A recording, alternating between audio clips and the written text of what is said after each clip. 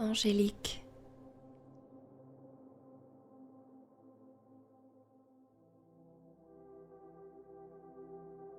La petite fille s'amuse dans l'herbe. Elle a une natte parfaitement dessinée. Ses cheveux couleur de feu brillent dans les éclats du soleil. La lumière rend ses yeux vert émeraude. Elle ne veut pas s'éloigner. Alors, elle s'amuse sagement près de la maison. Elle tourne autour d'elle-même pour faire virevolter les volants de sa robe bleue et blanche. Soudain, une main saisit la sienne. C'est elle-même. La même natte flamboyante mais défaite, les mêmes émeraudes mais malicieux, la même robe mais tachée de terre. Elle sourit à elle et la tenant toujours par la main, l'éloigne de la maison.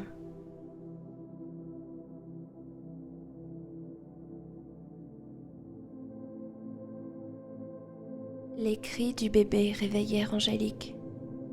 Il était 1h et quelques du matin. Son mari, comme à son habitude, n'avait rien entendu. Profondément endormi, ses ronflements concurrençaient les hurlements du nourrisson, créant ainsi une cacophonie assommante.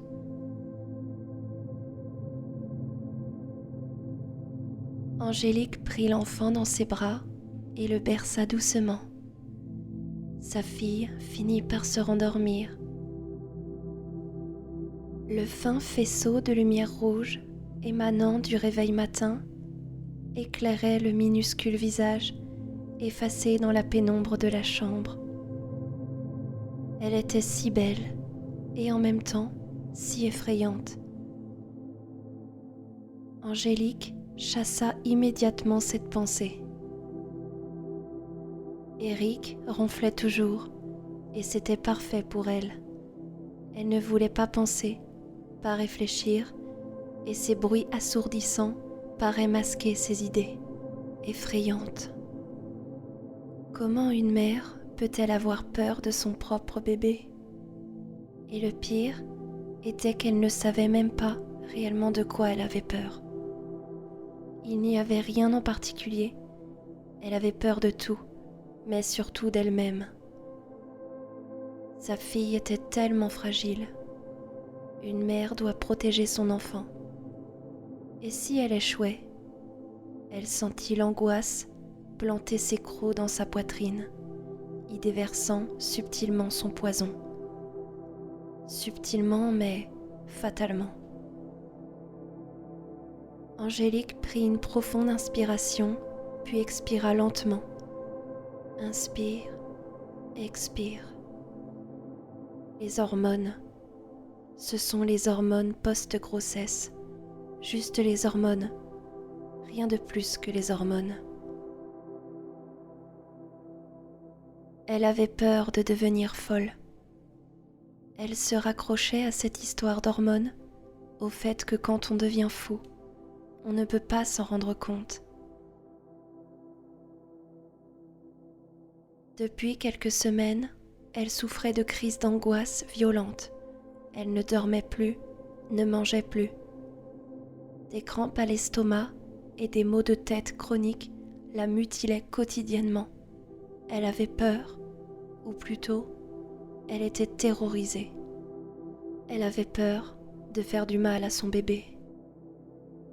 Elle ne pouvait pas en parler à Éric. Non, impossible. Qu'allait-il en penser ? Comment annoncer à son mari que la mère de son enfant a peur d'être un danger pour leur propre fille ? C'était inimaginable, hors de question. Elle préférait mourir.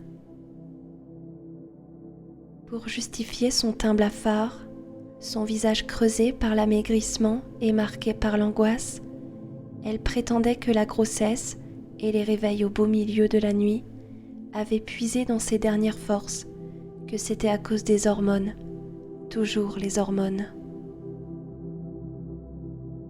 Bien sûr, Éric avait tout de suite proposé de prendre le relais, mais il en était hors de question.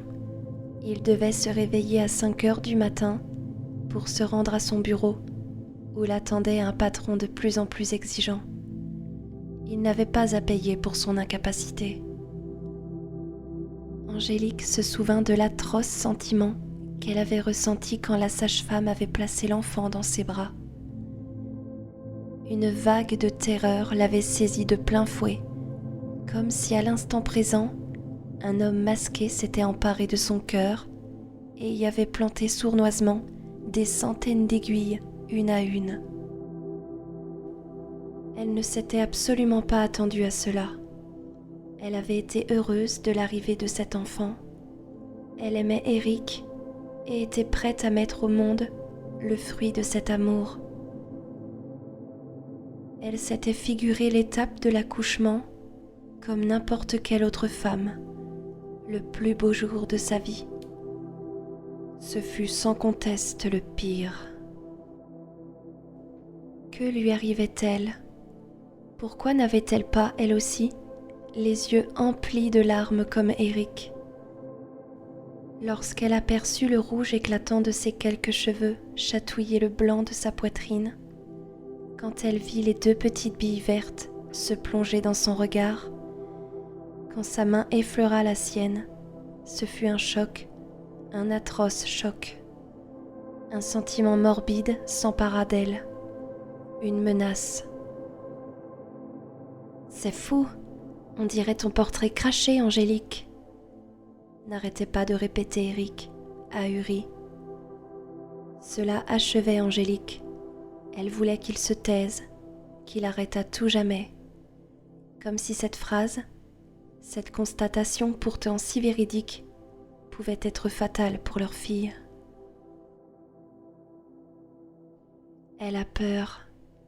Elle ne veut pas s'éloigner de la maison, mais elle suit son miroir. Son autre n'a peur de rien. Elle est intrépide et courageuse. Elle veut toujours s'éloigner de la maison et découvrir de nouveaux horizons. Elle est si sûre d'elle, si impressionnante.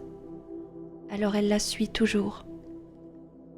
Parfois, elle aimerait être comme elle et défier le monde sans avoir peur. Elle a tellement peur loin de la maison. Son autre le sait, et en l'éloignant toujours plus loin, elle lui répète sans cesse, comme une rengaine, « Ne t'inquiète pas, Angélique, je suis là, il ne nous arrivera rien, je suis là. » Il était maintenant 2h15. Angélique s'était assoupie 1 heure. Les ronflements d'Eric avaient cessé, laissant place à un silence pesant. Il faisait chaud, terriblement chaud. L'air semblait irrespirable dans la chambre. Angélique eut un mauvais pressentiment et se rua vers le berceau de sa fille. Le bébé dormait paisiblement, tout allait bien. Elle avait eu une telle frayeur, et si sa fille s'était étouffée la nuit, si quelqu'un était entré dans la maison pour lui faire du mal.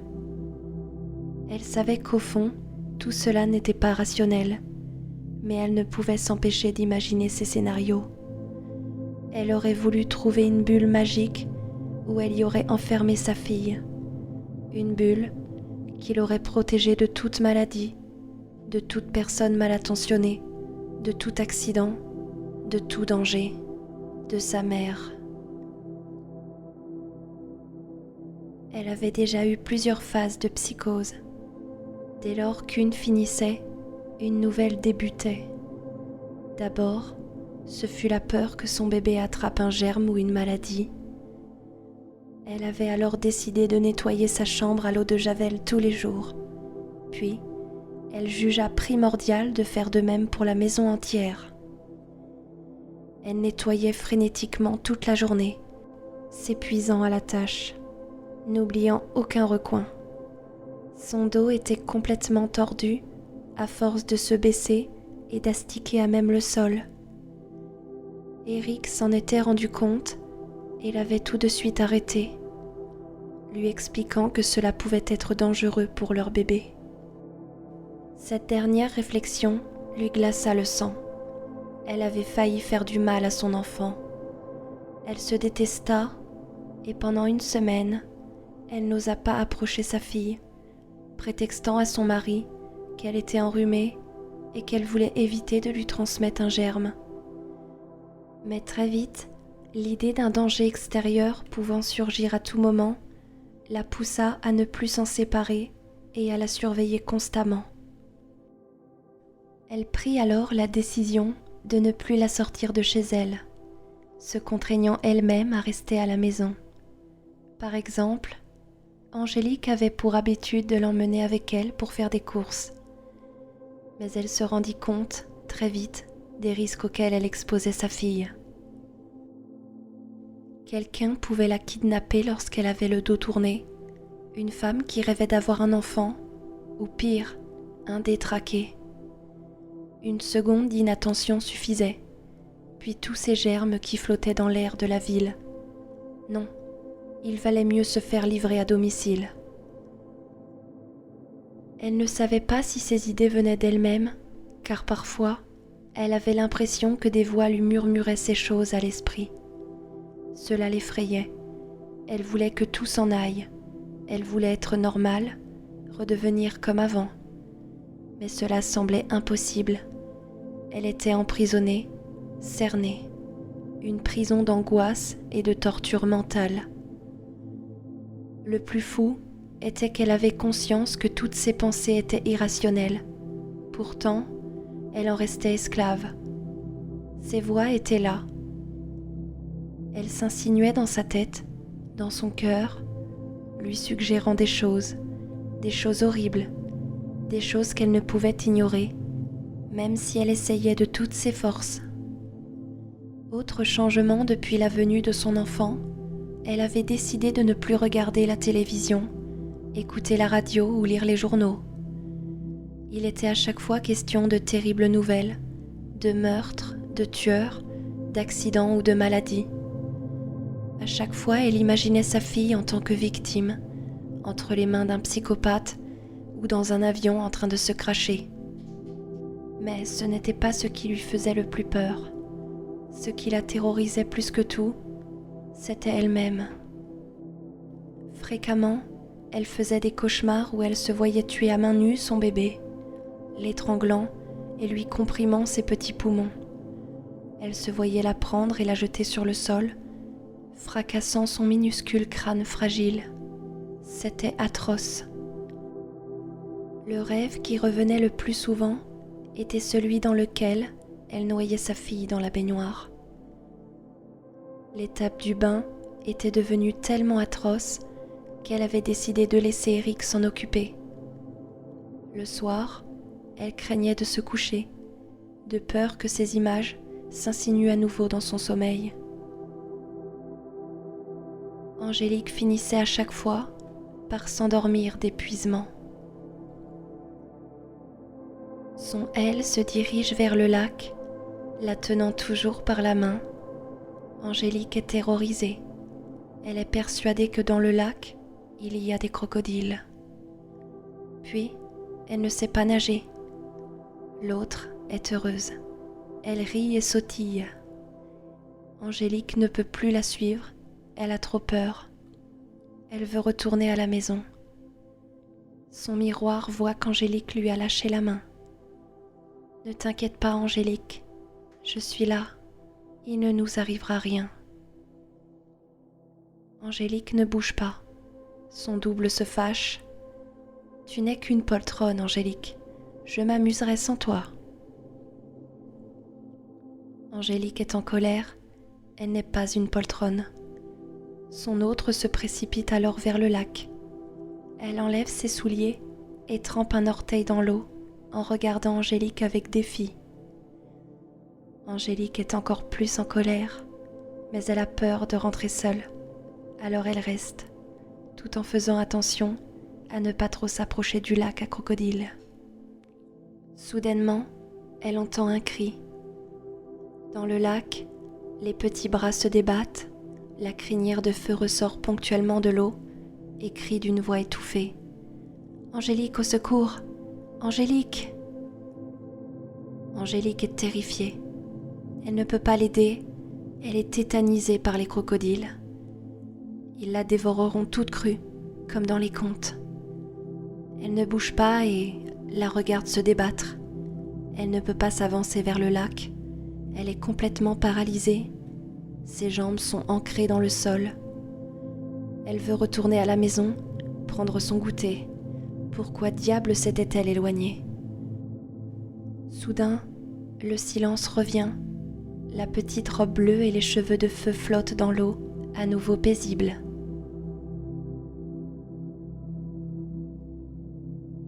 « 4h36. Angélique avait à peine les yeux ouverts qu'elle se précipita vers le berceau de sa fille. Tout allait bien. Elle eut l'impression qu'il faisait encore plus chaud. L'intérieur de son corps bouillait, sa peau brûlait, ses oreilles se mirent à siffler. Un magma chaud était sur le point d'exploser en elle. Le silence pesait violemment dans la pièce. Il était sur le point de l'écraser, de la broyer.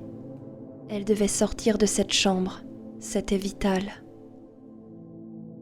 Elle descendit à la cuisine pour boire un verre d'eau. Elle devait faire vite. Il pouvait arriver quelque chose au bébé durant son absence. Chaque seconde comptait. Tandis qu'elle remplissait son verre au robinet, elle sentit une présence derrière elle. Un souffle lui caressait la nuque. Angélique se retourna, le verre tomba de ses mains. L'eau se déversa sur le sol, s'infiltrant sous ses pieds et se mêlant à l'urine qui coulait le long de ses jambes. Devant elle se tenait elle. Les mêmes cheveux, les mêmes yeux, le même visage. Elle. Angélique était à présent à moitié au sol. Elle aurait voulu courir dans sa chambre, s'enfermer, hurler pour qu'Éric la rejoigne, mais elle en était incapable. La peur la pétrifiait. Elle se tenait fermement la poitrine, de peur que son cœur lâche. Son clone la regardait. Son visage incarnait la parfaite neutralité. Peu à peu, un sourire se dessina sur son visage. « Bonjour, Angélique. »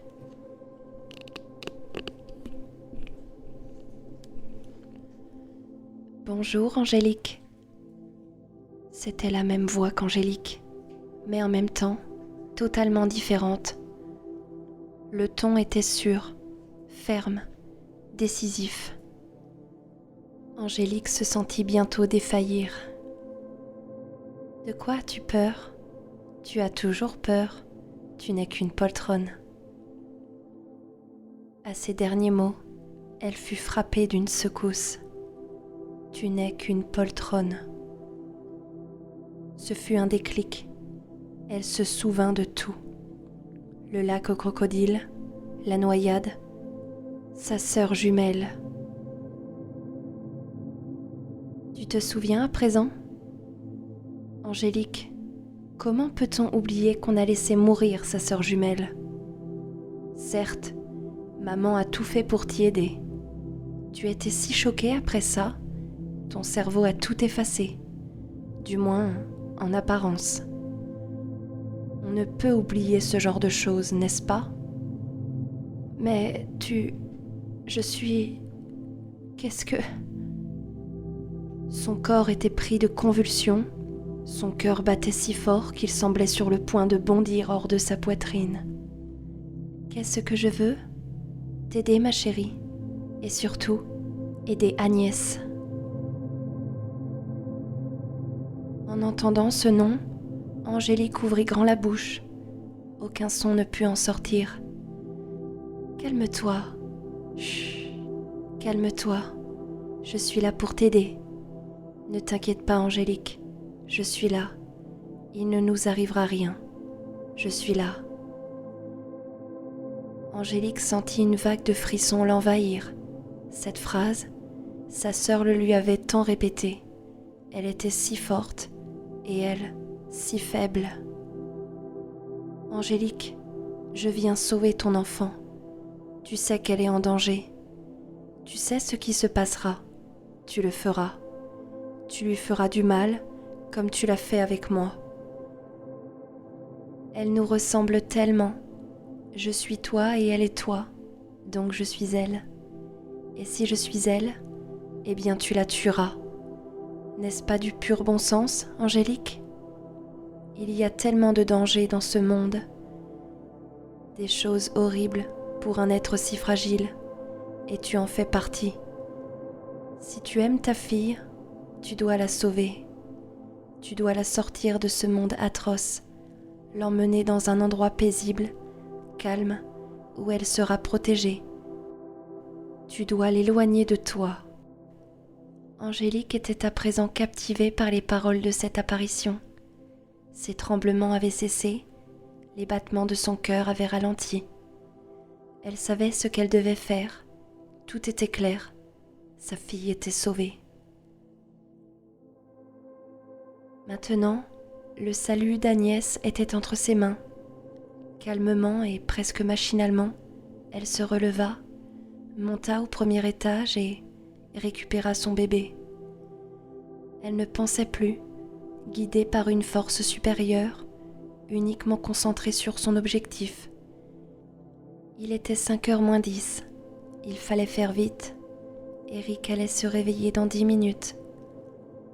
L'enfant dormait encore. Elle l'enveloppa dans un linge blanc. Il ne faut pas qu'elle ait froid. Elle prit son sac, sortit de chez elle, démarra sa voiture et roula. Le lac lui faisait face. Elle sortit l'enfant de la voiture. Son téléphone sonna dans son sac. Eric. Elle jeta le sac dans la voiture. Sa fille dormait toujours, un ange entouré de son auréole, de linge blanc. Elle était si belle, elle n'était plus effrayante. Angélique sourit et laissa une petite larme s'échapper. « Ma chérie, tu es sauvée maintenant. » L'eau était si paisible, la rosée du matin sublime. Ici, le mal ne pouvait exister. Elle déposa un baiser sur le petit front, puis la plaça à la surface de l'eau. Agnès s'enfonça doucement dans les profondeurs du lac, jusqu'à disparaître. Elle la regarda partir en souriant. Elle avait réussi. Elle avait protégé sa fille. Elle avait rempli son rôle de mère. Elle savait que plus rien ne pouvait lui arriver. Elle savait qu'Agnès allait rejoindre sa sœur. Elle allait en prendre soin. « Ne t'inquiète pas, Angélique, je suis là. Il ne nous arrivera rien. Je suis là. »